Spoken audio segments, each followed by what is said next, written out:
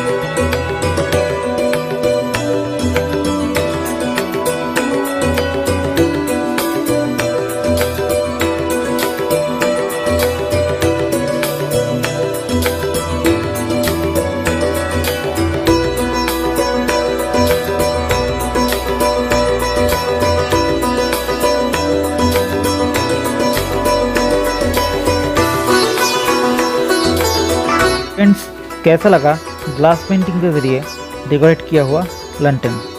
आप भी घर में ऐसे ही ट्राई करना और मुझे पिक्चर्स ईमेल करना। आप मुझे फेसबुक पे भी फॉलो कर सकते हो।